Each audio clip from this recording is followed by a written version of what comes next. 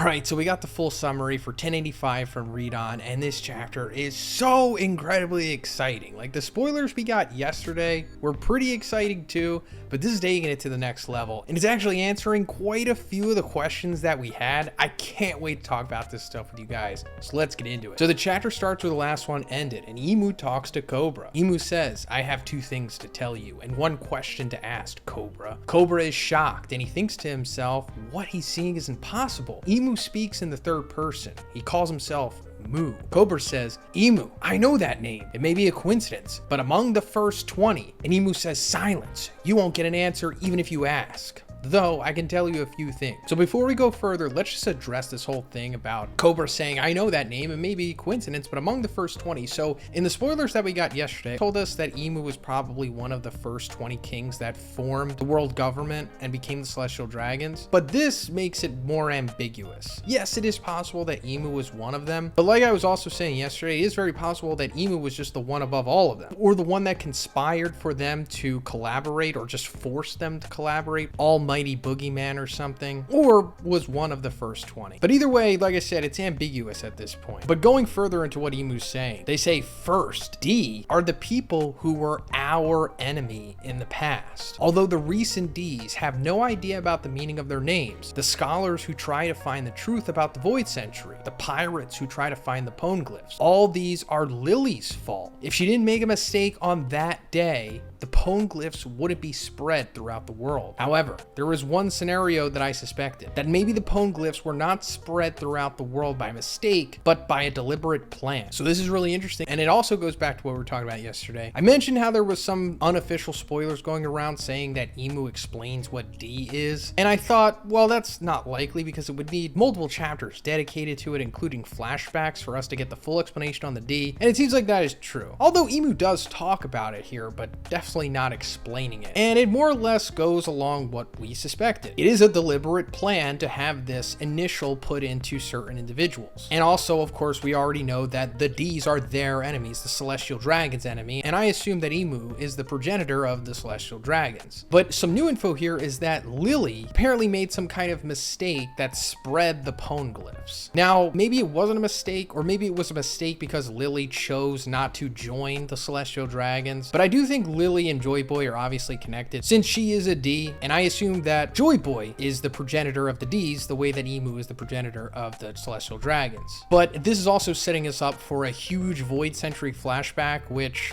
you know, hold your breath on that, but wow, that's going to be a really exciting time in the series once we finally find out what had happened 800 years ago. As Imu speaks, the five elders draw their guns and point at Cobra. Cobra thinks to himself that he won't get out of the room alive. Imu says, "I believe the answer lies in the letter left by Lily. You called her Queen Lily of Nefertari family. What is the actual name of the sender written in the letter?" Cobra asks what his fate will be, and one of the five elders answers that his fate was decided the moment he saw Imu. Then Cobra starts to talk. He says Queen Lily's real name was Nefertari D. Lily, and Imu says D. When Imu hears D in Lily's name, a black shadow arrow appears and stabs Cobra's abdomen. It seems it's not from Imu. Okay, so that pretty much dispels one of the main topics of speculation that we were going over yesterday, and it was this whole shadow arrow thing. And it doesn't even seem like it's that big of a deal. And it's also apparently not even Imu's ability, which we thought it was. So we could just cross that off. This is seemingly coming from one of the Gorosei, and I don't think it's like literally a shadow like we were speculating. It's probably just silhouetted, and it's more so tied to one of the abilities that the Gorosei have. Sabo, who has been hiding behind a pillar, appears and shoots fire at Imu. However, Imu transforms into a huge creature with a huge mouth and sharp teeth. We can't see him clearly, only the silhouette. Then Imu bites and swallows Sabo's fire. Alright, here we go. Massive reveal. So Imu, very likely to have a devil fruit. Now, I don't want to put it out there that's 100% confirmed, because obviously it's not. Because, you know, there's tons of pedantic people out there that are just going to say this and that until we get complete confirmation. Like, I don't know if you guys remember, but like 3 or 4 years ago, there was a whole group of people who were saying that Kaido didn't have a devil fruit and that he could just transform into a dragon because of whatever he was. So I'll just put it it on the table that maybe Imu can transform into this huge creature because of whatever she is, possibly an alien or something. But in my opinion, okay, just guessing, she probably has a devil fruit, and it goes into what we've been talking about for a while now, and it's that she probably has the best devil fruit, which is like some kind of mythical Zoan that allows her to manipulate water. And it also ties back into Tale of the Bamboo Cutter. Because long story short, Kaguya-hime in that story, who I believe that Imu is based off of, ascends to a mythical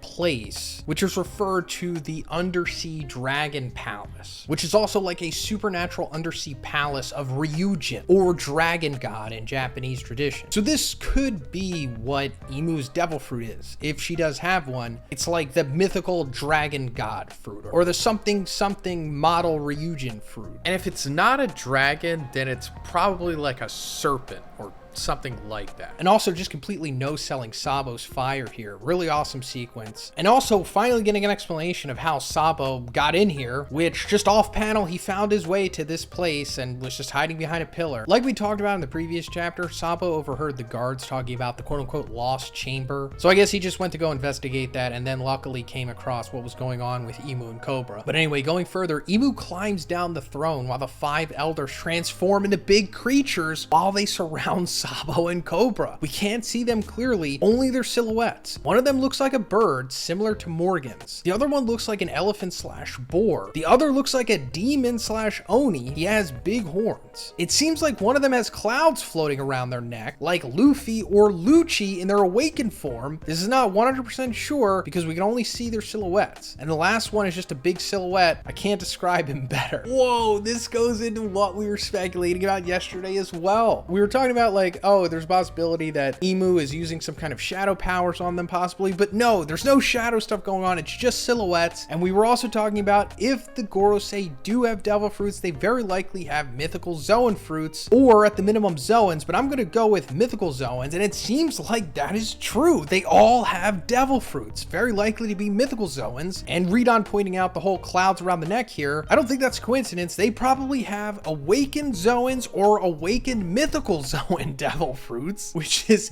insane. I think this pretty much confirms that the Gorosei are strong. Now, I don't know if this means they can just go head to head with like a Yonko or something, and they're like super proficient in hockey and fighting and all that stuff, but they at least have some of the best devil fruits out there. And it seems like they have a monopoly on all of the best devil fruits because they probably had first pick of them. Because I'm sure Imu at least planted one of the devil fruit trees. I'm assuming there's at least 3 of them, maybe there's 4. But considering that it's very likely that Sunlight Tree Eve is over Mary Joie and probably produced some kind of devil fruits, maybe the mythical Zoans, and considering that Kaido got his fruit from God Valley where celestial dragons were, very likely that the Gorosei had first pick as well, or Imu was just holding it for them or something. But yeah, this is pretty incredible. Real quick guys, Gamersupps has an awesome promotion going on right now, where if you buy their new revamped lemonade flavor, the 100 servings version, you're going to get a polarized shaker for free. This is a pretty incredible deal because 1, you're getting the new and improved lemonade flavor,